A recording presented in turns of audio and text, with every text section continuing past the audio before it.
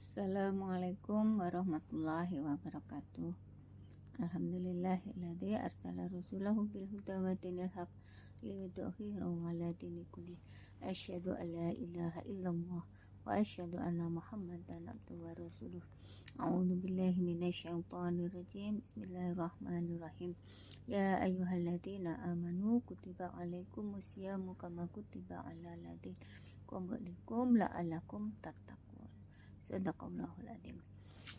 Sahabat Salimah yang dirahmati Allah, pada kesempatan kali ini saya akan menyampaikan bagaimana agar kita tetap bugar ya selama menjalani puasa Ramadan. Ya, puasa Ramadan pada tahun ini sudah kita mulai ya dari hari Kamis kemarin, dan mudah-mudahan kita mendapatkan kekuatan untuk menyelesaikan Ramadan tahun ini dan mendapatkan hasil yang lebih baik dibandingkan tahun kemarin. Nah, bagaimana agar kita senantiasa bugar dalam menjalani puasa Ramadan ini gitu ya. Yang pertama adalah kita harus tidur cukup gitu ya. Nah, tidur cukup ini akan memberikan efek yang baik pada tubuh kita begitu ya. Kita akan mendapatkan kesegaran pada saat kita cukup tidur. Nah, berapa sih tidur yang cukup pada harian kita gitu ya. Nah, selama ini kita mungkin mengetahui bahwa tidur cukup itu adalah 8 jam gitu ya. Nah, ternyata kalau kita lihat bagaimana Rasulullah tidur itu sebenarnya 5 sampai 6 jam cukup ya. Rasulullah itu adalah tidur sebentar sebelum duhur ya, kemudian akan segera tidur kembali setelah sholat isya sampai sepertiga malam ya, setengah malam. Nah, dalam hal ini ada satu penelitian di Amerika ya, itu sekitar tahun 2000-an ya, yang menyimpulkan bahwasanya tidur yang cukup itu 5 sampai 6 jam ya. Yang tidur 7 jam itu akan lebih cepat meninggal atau umurnya lebih pendek, yang tidur 8 jam itu lebih pendek lagi gitu ya.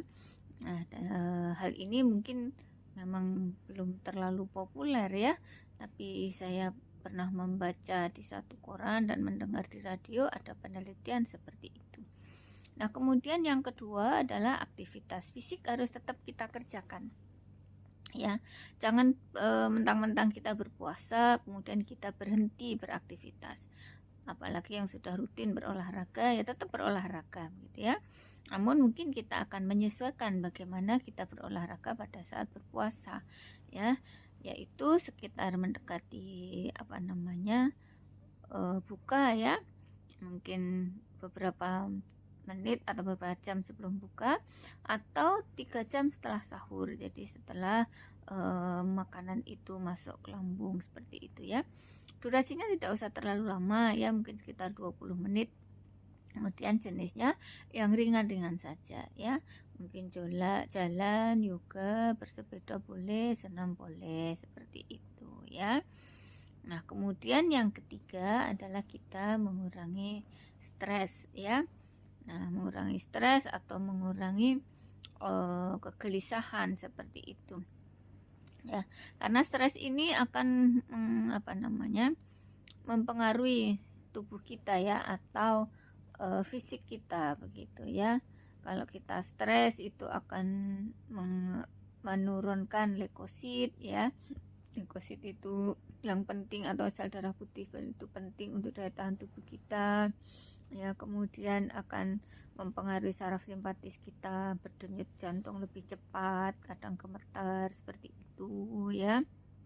Kemudian juga mempengaruhi yang namanya tromboksan, prostaglandin ikut menentukan atau mempengaruhi imun kita gitu ya. Dan kemudian kalau kita banyak stres itu pembentukan glukosa dan lemak dalam tubuh kita akan naik gitu ya.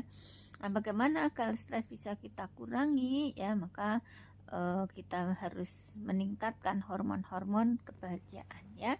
Hormon yang pertama adalah dopamin ya. Nah, dopamin ini hormon yang meningkatkan kebahagiaan ya, atau the reward chemical gitu ya. Ya, bagaimana gitu ya kita bisa meningkatkan dopamin? Yang pertama adalah makan enak. Nah, ini biasanya kalau Ramadan sebenarnya kita makan apa aja enak ya, karena kalau kita adalah lapar gitu ya, tapi sering kita menyiapkan makanan yang kadang berlebihan gitu ya. Nah, makan enak itu merupakan reward bagi tubuh kita.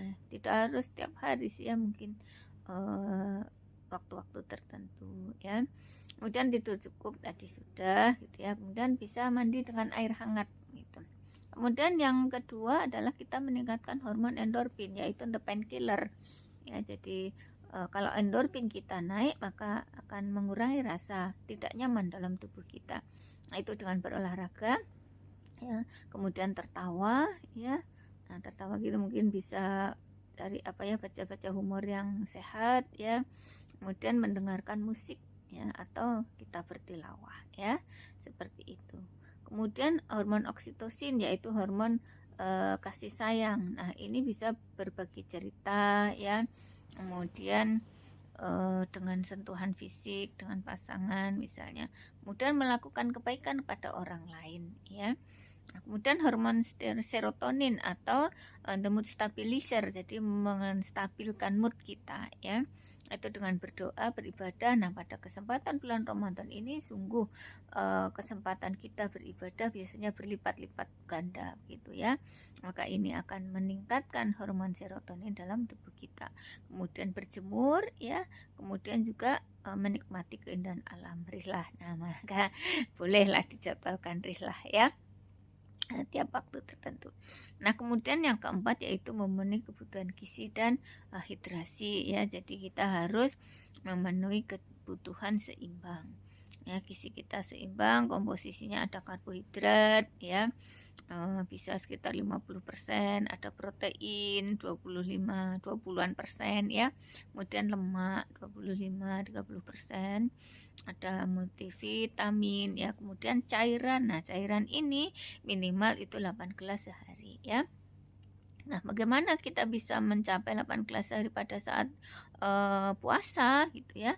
Yang pertama adalah 1 gelas setelah bangun ya, sebelum sahur. Kemudian 2 gelas pada saat sesudah sahur ya, 1 gelas lagi pada saat adzan maghrib mau buka puasa, 1 gelas sesudah sholat maghrib, 1 gelas setelah sholat makam ya, 1 gelas setelah sholat isya, dan 1 gelas ya setelah sholat taraweh.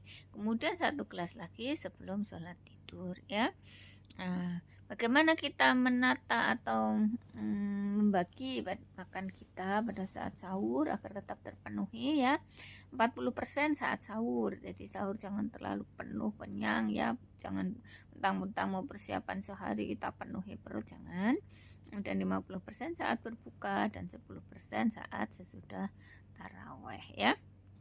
Kemudian kita harus sahur gitu ya, karena dengan sahur ini akan memperkuat kita pada saat puasa, dan ini membedakan dengan ahli kitab ya. Kemudian juga berbuka dengan segera seperti itu ya.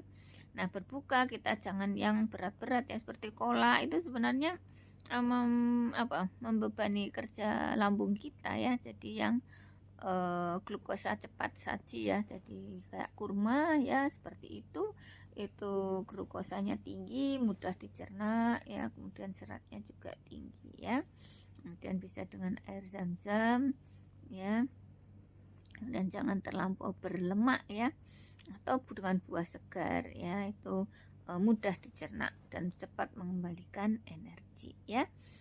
Nah, mungkin itu yang bisa saya sampaikan pada kesempatan kali ini ya. Mudah-mudahan puasa kita sampai selesai kita tetap bugar, tetap semangat, dan mendapatkan gelar takwa sebagaimana yang dimaksud dalam surat Al-Baqarah yang telah saya bacakan di awal tadi. Demikian sahabat Salimah, mudah-mudahan bermanfaat ya. Mohon maaf apabila ada yang kurang. Assalamualaikum warahmatullahi wabarakatuh.